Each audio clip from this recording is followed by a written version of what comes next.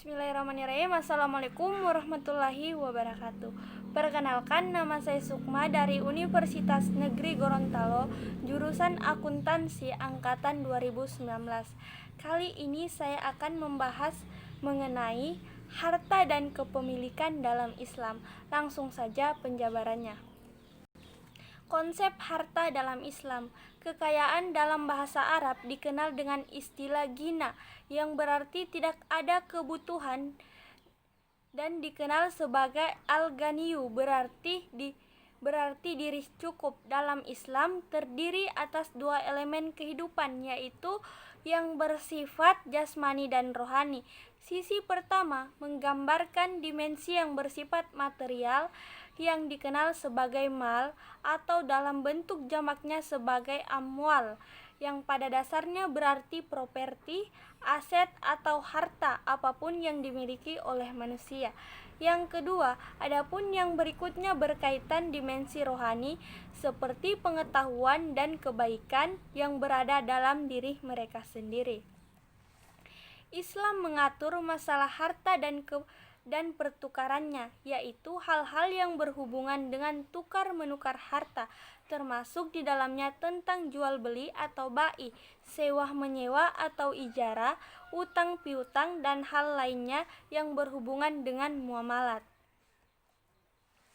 Ada 3 konsep dasar yang perlu dipahami dalam masalah harta, ditinjau dalam kerangka Islam. Yang pertama itu, harta adalah titipan, bukan milik kita. Uang, harta, dan kekayaan bukanlah milik kita, karena tidak ada harta ataupun uang yang akan kita bawa ketika kita menghadap Ilahi Rabbi. Harta hanyalah sebagai amanah yang harus dijaga pemanfaatannya agar mendatangkan kebaikan di dunia dan sekaligus keselamatan dan kebahagiaan di akhirat.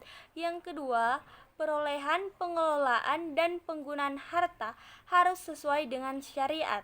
Dari sudut pandang Islam, pertanggungjawaban seorang atas harta yang pernah dimiliki dilihat dari 2 sudut. Yang pertama, dari mana dan bagaimana ia mempergunakannya.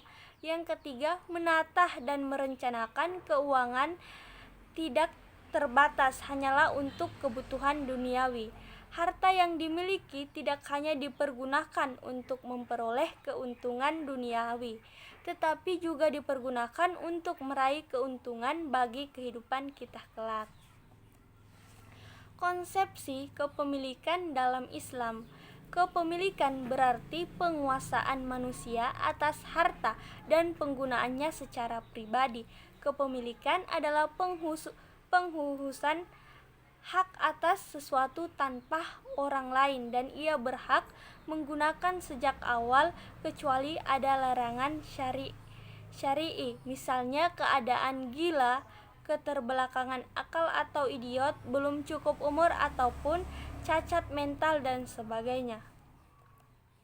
Pembagian harta menurut boleh tidaknya dimiliki adalah sebagai berikut. Yang pertama, harta yang tidak dapat dimiliki dan dihak milikkan orang lain. Contoh harta jenis ini adalah barang publik seperti jalan umum, jembatan, dan taman kota. Yang kedua, harta yang tidak bisa dimiliki kecuali dengan ketentuan syariat. Termasuk dalam harta jenis ini adalah warisan, wasiat, harta wakaf, harta baitul mal, harta siswab, dan sebagainya. Harta yang ketiga, harta yang dapat dimiliki dan dihak milikkan kepada orang lain. Harta inilah yang merupakan hak milik pribadi setiap orang. Selanjutnya itu, para ulama fikih menyatakan 4 cara pemikiran harta yang disyariatkan Islam. Yang pertama, melalui penguasaan terhadap harta yang belum dimiliki seseorang atau badan hukum, misalnya bebatuan, pasir di sungai, gunung Merapi, tambang, dan sebagainya. Yang kedua, melalui transaksi yang dilakukan dengan pihak lain seperti jual beli, hibah, dan wakaf. Yang ketiga, melalui peninggalan seseorang seperti menerima harta warisan ataupun wasiat. Yang keempat, diperoleh berdasarkan hasil yang telah dimilikinya selama ini, misalnya buah dari pohon yang ditanam, dikebunkan, atau anak hewan yang lahir. Pemikiran secara umum dapat dibagi menjadi dua, yaitu ada al-milk atau al-tam, milik sempurna, yaitu material dan manfaat harta itu dimiliki oleh seseorang. Misalnya, seseorang memiliki rumah, maka ia boleh berkuasa penuh terhadap rumah itu dan ia boleh memanfaatkannya secara bebas. Yang kedua, al-milk an-nakis, milik yang tidak sempurna, yaitu seseorang hanya menguasai materi harta tetapi manfaatnya dikuasai oleh orang lain, seperti rumah yang diserahkan kepada orang lain untuk disewa. Demikian penjelasan mengenai harta dan kepemilikan dalam Islam. Lebih dan kurangnya saya mohon maaf. Wassalamualaikum warahmatullahi wabarakatuh.